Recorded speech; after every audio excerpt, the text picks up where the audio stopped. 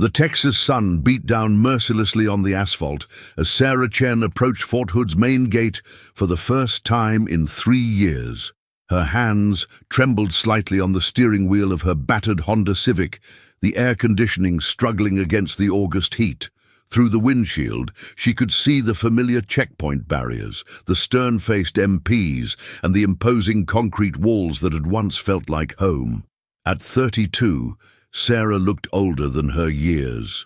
The laugh lines around her dark eyes had been replaced by something harder, more guarded. Her black hair, once regulation perfect, now fell in loose waves past her shoulders.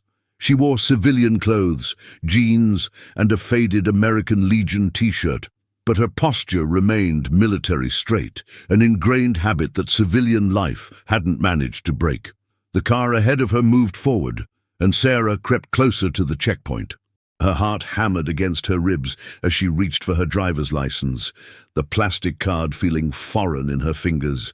No military ID, no dependent spouse card, just Sarah Chen, civilian, with no official business on this base. "Next!" called the young MP, his voice cutting through her memories. Sarah pulled up to the window, rolling it down as the soldier approached. He couldn't be more than 20, she thought, noting his pristine uniform and eager expression. She'd been like that once, proud, confident, believing in the system that had ultimately betrayed her. "Good afternoon, ma'am. Purpose of your visit?" "I'm here to see Colonel Morrison in JAG," Sarah said, proud that her voice remained steady. The MP checked his clipboard, then frowned. "I don't see any appointments scheduled. Do you have authorization?" Sarah handed over her license and a folded letter. "I have an appointment. I check again." As the soldier examined her documents, Sarah's mind drifted back to that night in Afghanistan. The compound had been quiet, too quiet. She'd been on perimeter duty when she spotted the unusual movement near the fuel depot. Her warnings had saved 47 lives when the suicide bomber struck. But in the chaos that followed, when accusations flew and scapegoats were needed, somehow she'd become the target. "Ma'am?" The MP's voice snapped her back to the present. This letter is from 2021. It's not valid." "Then call Colonel Morrison. Tell him Sergeant Sarah Chen is here about Operation Desert Wind." The young soldier's expression shifted slightly at the mention of the classified operation. He stepped back to his booth, speaking quietly into his radio. Sarah watched him through the bulletproof glass, noting how his body language changed as he listened to the response. When he returned, his demeanor was noticeably cooler. "Ma'am, I'm going to need you to pull over to the visitor processing area for additional screening." Sarah's jaw tightened. She'd expected this, the bureaucracy, the suspicion, the way her name probably still triggered alerts in their system. But she'd come too far to turn back now. "Of course," she said, forcing a smile. She parked where directed and waited in a sterile room that smelled of industrial disinfectant and stale coffee.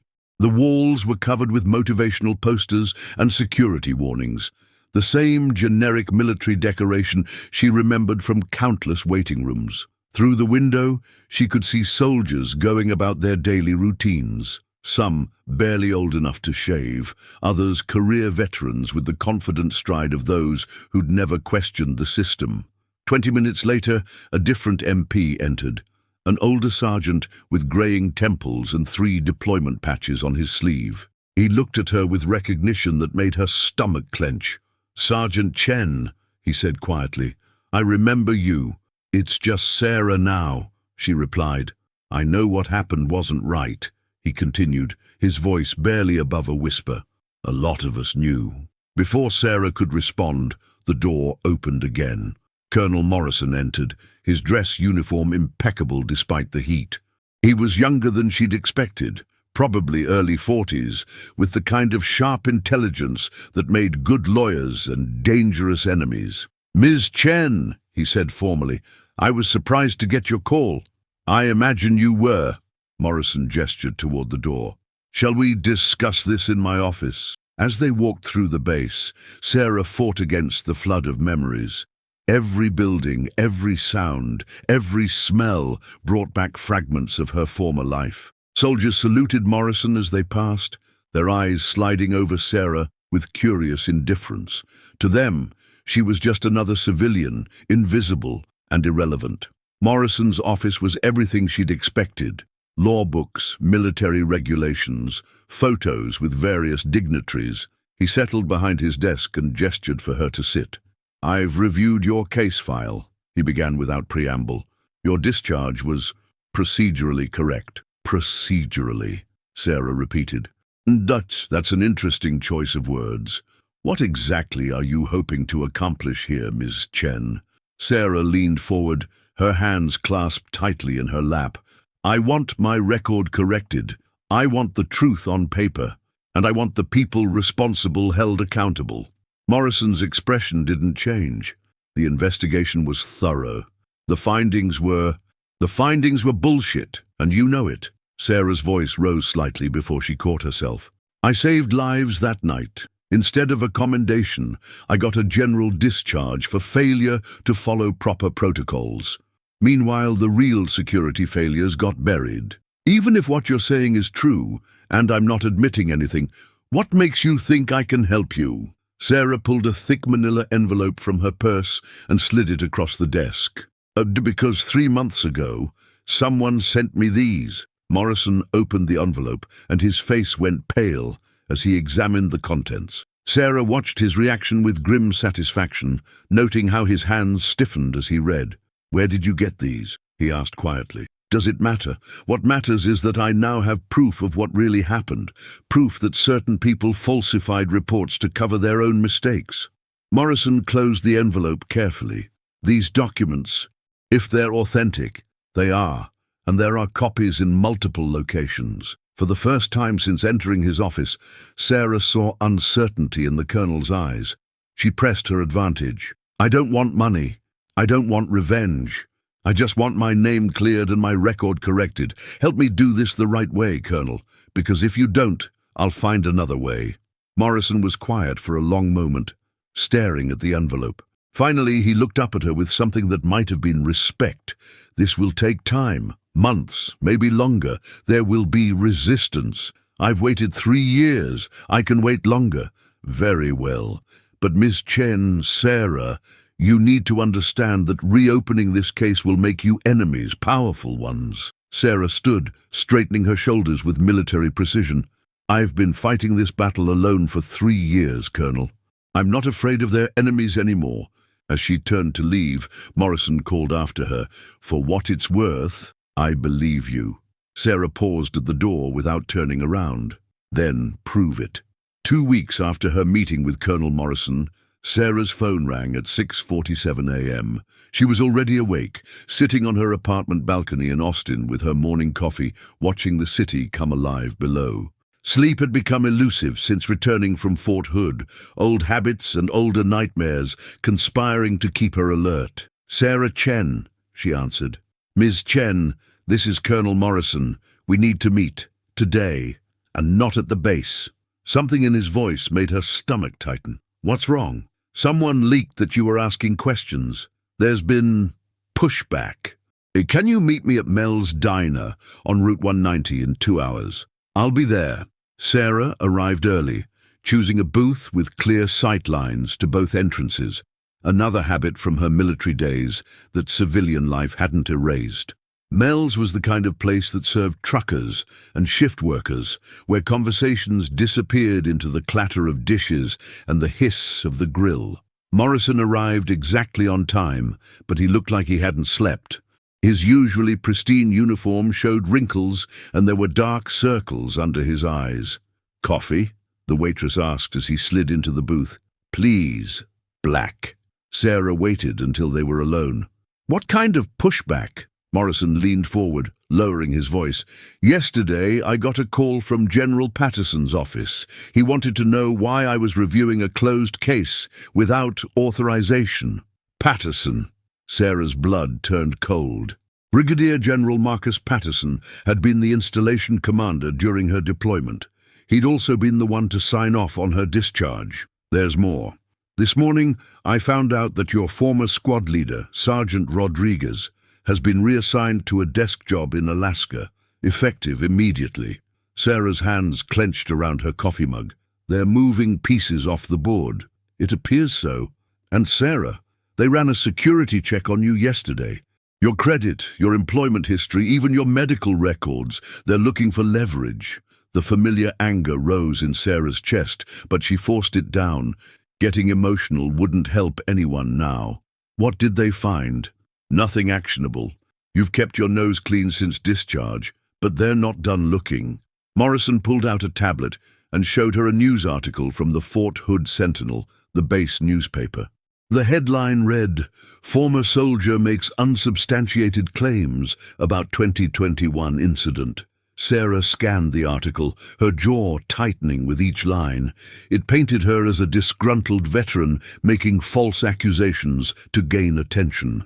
It mentioned her psychological issues following deployment and suggested her claims were the result of PTSD-induced delusions. "Bastards," she muttered.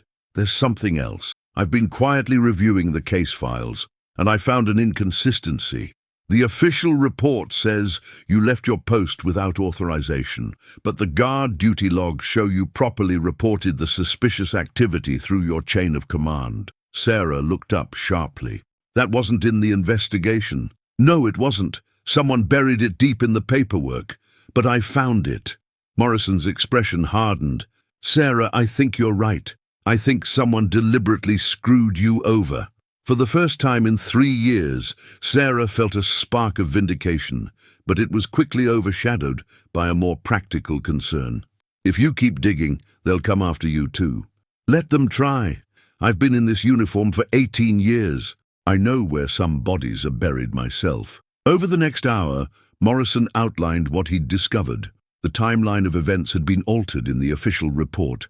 Witness statements had been edited for clarity. Most damaging of all, the investigation had focused solely on Sarah's actions, while ignoring the real security failures that had allowed the attack to nearly succeed. "The thing is," Morrison said, "I can't prove intent. Not yet. All of this could be explained as bureaucratic incompetence. But you don't believe that." "No, I don't. Someone wanted you gone, Sarah. The question is why?" Sarah stared out the diner window at the Texas countryside, her mind racing. Something had been nagging at her since reviewing those documents, a detail that seemed important but remained just out of reach. "The fuel depot," she said suddenly. "What about it?" "The bomber targeted the fuel depot specifically. But that wasn't random. Fuel dumps are hardened targets, heavily guarded. He had to know exactly where to hit for maximum damage." Morrison nodded slowly. "Inside information. What if I wasn't just convenient scapegoat? What if someone needed me discredited specifically because I'd seen something I shouldn't have?" "Like what?" Sarah closed her eyes, forcing herself back to that night. The compound had been unusually quiet. Most of the security teams had been pulled to the other side of the base for an unscheduled exercise. She'd been alone on the perimeter when she spotted the movement. "The exercise," she said. "Someone ordered a security drill that pulled most of the guards away from the fuel depot right before the attack." Morrison's face went pale. "Jesus Christ, you're talking about inside help. Someone gave that bomber the timing and the access route. The implications hung between them like a live wire. If Sarah was right, then her discharge hadn't been about covering up incompetence. It had been about silencing a witness to treason." Morrison's phone buzzed. He glanced at it and his expression darkened further. "I have to go. General Patterson wants to see me in 30 minutes. They know we're meeting." "Probably. Sarah, I want you to be very careful. If what we're discussing is true, then you're not just fighting bureaucracy anymore. You're fighting people who've already proven they're willing to sacrifice soldiers' lives to protect their secrets." As Morrison stood to leave, Sarah grabbed his arm.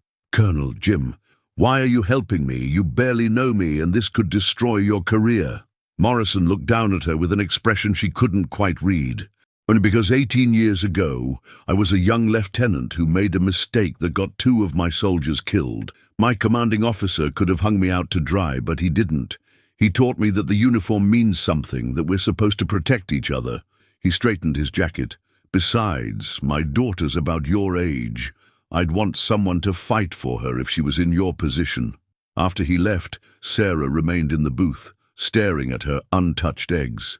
The diner continued its familiar rhythm around her, truckers arguing about routes, waitresses calling out orders, the eternal sound of American life continuing regardless of the battles being fought in its shadows. Her phone rang. Unknown number. "Hello? Ms. Chen, this is Sergeant Maria Rodriguez." Sarah's breath caught. Rodriguez had been her squad leader, the one person who'd known she was telling the truth about that night. "Maria, I heard they reassigned you to—" "Don't say it over the phone. Can you meet me? There's something you need to know, something I should have told you 3 years ago." "Where?" "There's a rest stop on I-35, about 40 miles north of Austin. Mile marker 182. Can you be there at sunset?" "Yes, but Maria." The line went dead. Sarah paid her check and walked out into the Texas heat, her mind spinning with new possibilities and old fears. The pieces of the puzzle were starting to come together, but the picture they formed was more dangerous than she'd imagined. As she drove toward Austin, she didn't notice the black sedan that had been parked across from the diner, or how it pulled out and began following her at a careful distance. The rest stop at mile marker 182 was one of those forgotten places that dotted American highways, cracked asphalt, flickering fluorescent lights, and vending machines that hummed with electrical desperation. Sarah arrived as the sun painted the Texas sky in shades of orange and red, the heat still radiating from the pavement despite the approaching evening. She parked near the picnic area and waited, scanning the sparse traffic for any sign of surveillance. Her nerves were frayed from 3 years of looking over her shoulder, but tonight felt different. Tonight felt like an ending. Maria Rodriguez arrived in a rental car, which told Sarah everything about how seriously her former squad leader was taking this meeting.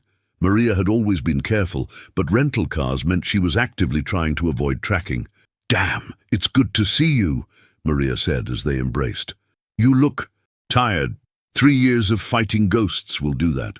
Sarah studied her friend's face. Maria had always been the steadiest person in their unit, unflappable under pressure. Now she looked haunted. "What happened to you?" "The same thing that happened to you, just slower." Maria gestured toward a picnic table. "We need to talk, and we need to be quick.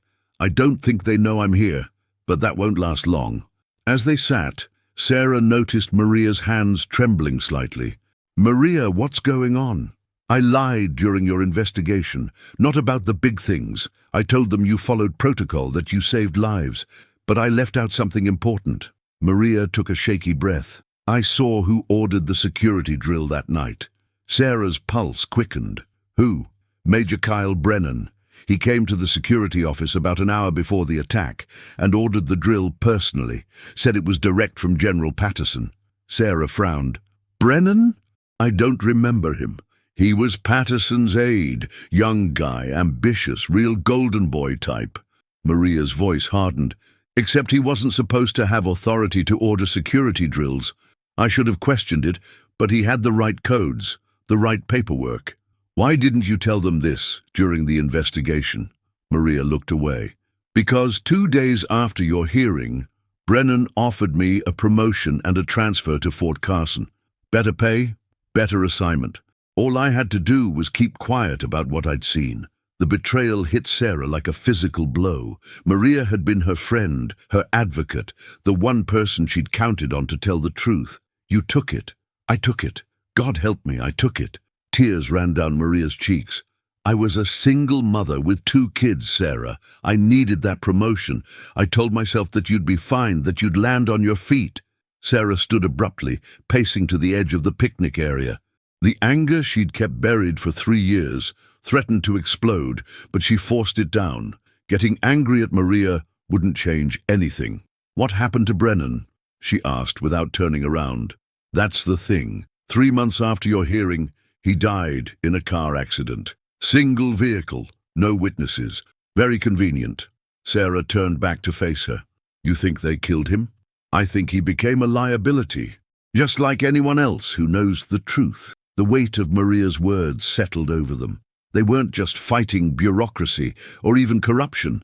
They were fighting people who killed to protect their secrets. "Why are you telling me this now?" Sarah asked. Because last week they reassigned me to Alaska with 12 hours notice. No explanation, no discussion. And yesterday I got a visit from some people who weren't wearing uniforms, but definitely weren't civilians.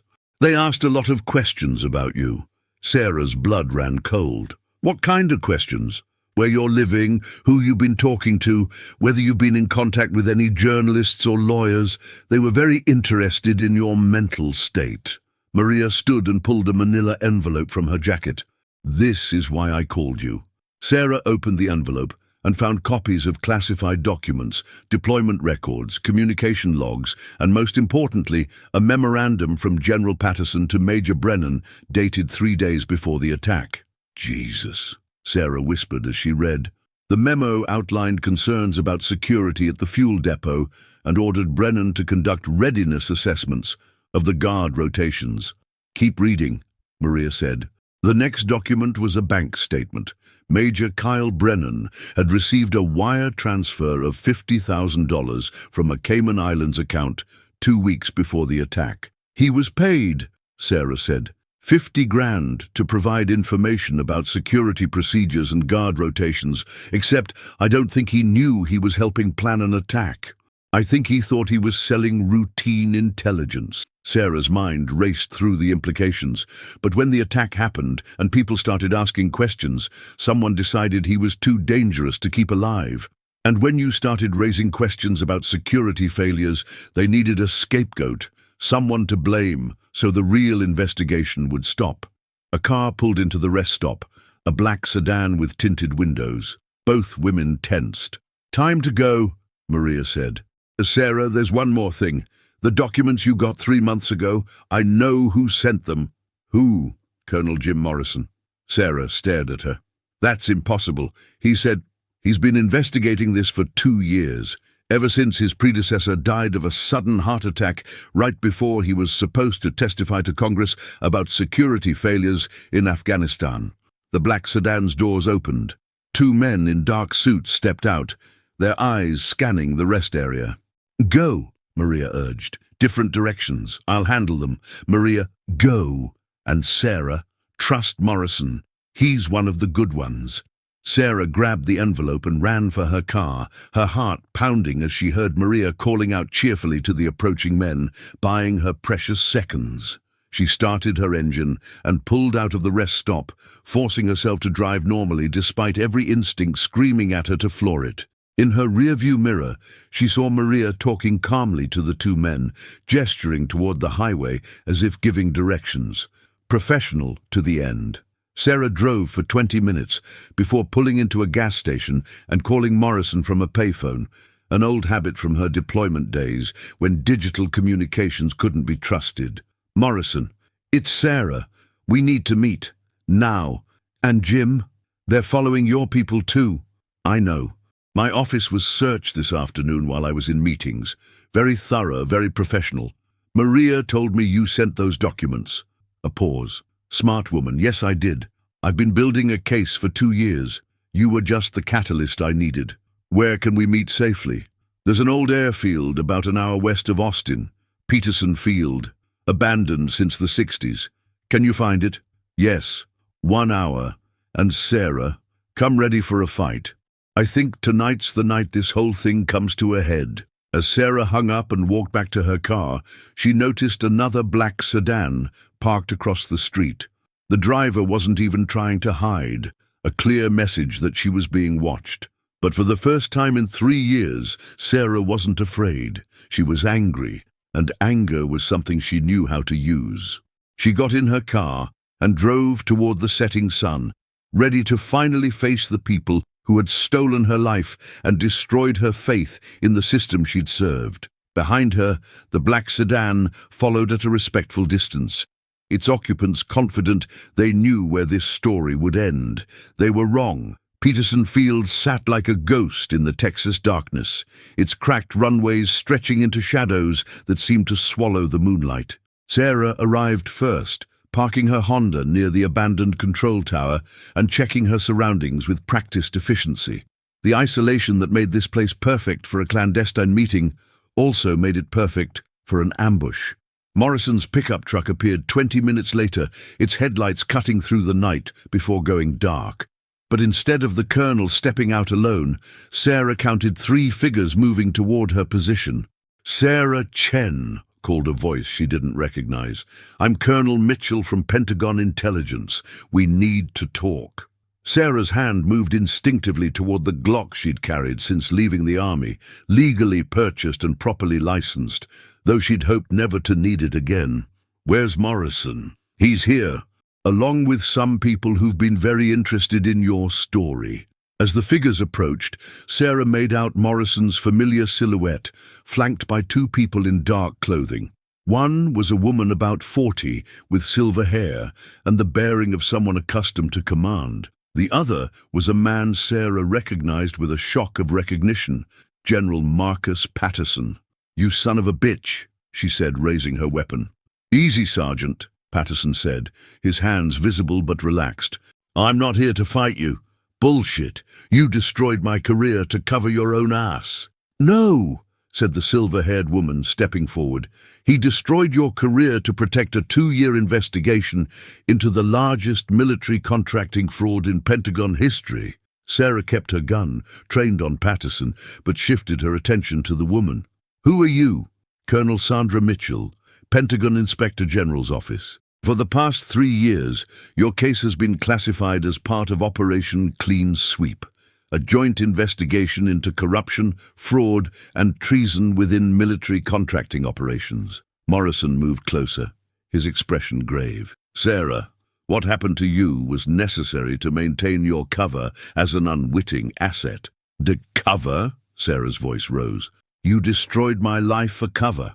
We destroyed your military career," Patterson said quietly, "to save your actual life." The gun wavered in Sarah's hands as the implications hit her. "I don't understand." Mitchell pulled out a tablet and showed Sarah a series of photographs. Major Brennan, several contractors, and a man she recognized as the base security chief from her deployment. 6 people who had knowledge of the security arrangements that night are dead, Mitchell continued. Car accidents, heart attacks, a suicide, all within 18 months of the bombing. You were supposed to be number 7. Sarah lowered her weapon slowly. "The discharge made you appear discredited and bitter," Patterson finished.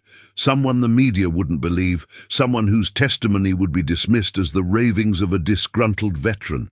It kept you alive while we built our case. But I've been fighting to clear my name for 3 years, Morrison stepped forward, because we needed you to. We needed you to act exactly like an innocent person would act. We needed you to be genuinely angry, genuinely hurt, because that's the only way the real conspirators would believe you weren't working with us." Sarah sank onto the hood of her car, the weight of 3 years of struggle and betrayal settling over her like a physical burden. "The documents Maria gave me tonight are copies of evidence we've been gathering," Mitchell said. "The bank transfers, the communications, the proof that this goes all the way to the Pentagon level. We have enough to indict 47 people, including 3 generals and a deputy secretary of defense. And Maria," Patterson's expression darkened, "is probably dead. We lost contact with her surveillance team an hour ago." The words hit Sarah like a physical blow. Maria, who had finally found the courage to tell the truth, had paid for it with her life. "But her death serves a purpose," Mitchell continued ruthlessly.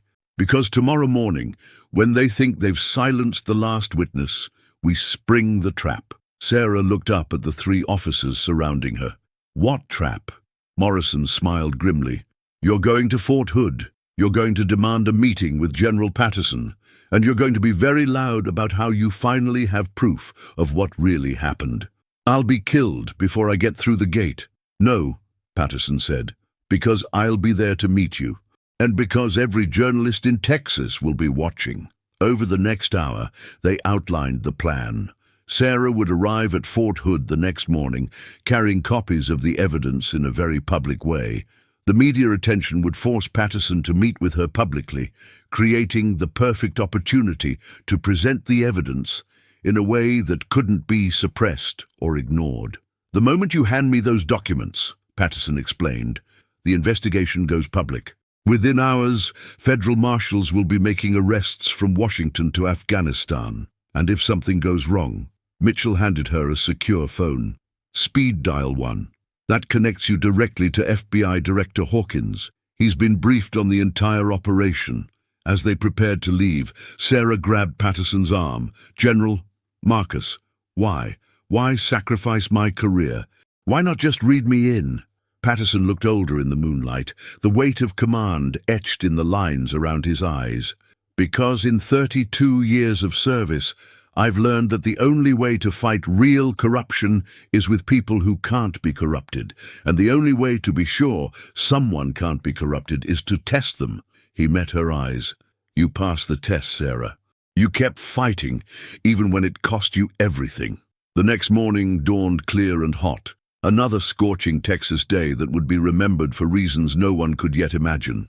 Sarah dressed carefully in her best civilian clothes, a dark blue dress that was professional but not military, her father's watch and her mother's pearl earrings. If this was going to be her last day, she wanted to look like the person she'd been before the army, before Afghanistan, before everything went wrong.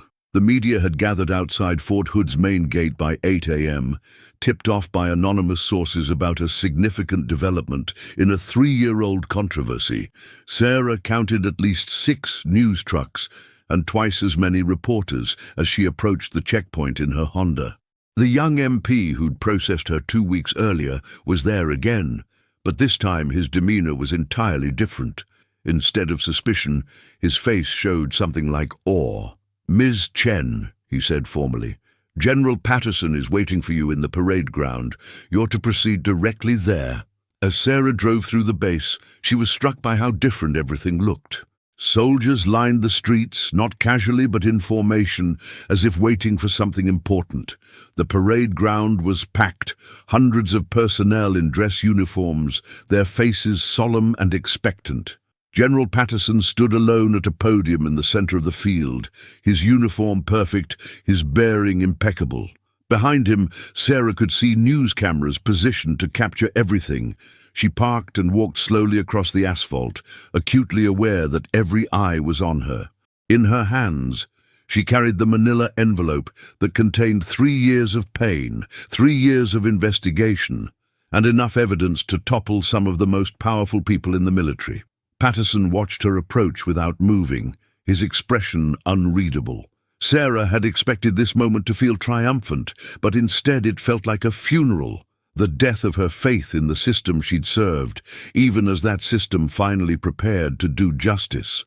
When she reached the podium, Sarah stopped and faced the general who had destroyed her career to save her life. The crowd was silent, the cameras rolling, the weight of history pressing down on them both. "General Patterson," she said, her voice carrying across the field, "I believe these belong to you." She held out the envelope, and Patterson reached for it with steady hands.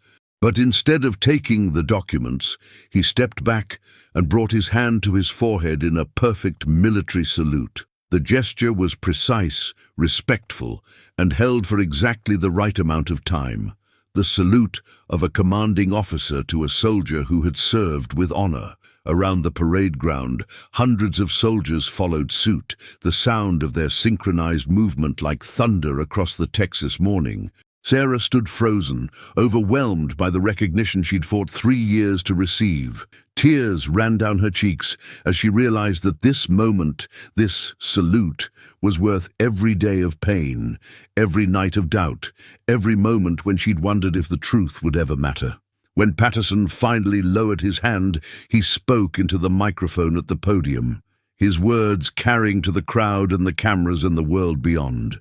"Ladies and gentlemen, I present Sergeant Sarah Chen, a soldier who sacrificed her career and her reputation in service to the truth. Today, the United States Army acknowledges that sacrifice and begins the process of making it right." He took the envelope from her hands and opened it, removing the documents that would reshape the military justice system and send dozens of corrupt officials to prison. "Justice," he continued, "is often delayed, but it is never denied. Not on my watch." As federal agents began making arrests across the country, as news outlets scrambled to understand the magnitude of the story, as the machinery of justice finally ground into motion, Sarah Chen stood on that Texas parade ground and felt something she hadn't experienced in 3 years. She felt like a soldier again. The salute had said everything that words could not. Welcome home. Well done. You were right to keep fighting. And for the first time since that night in Afghanistan, Sarah Chen stood not alone, but surrounded by the brotherhood that had never really abandoned her. It had simply been waiting for the right moment to bring her home.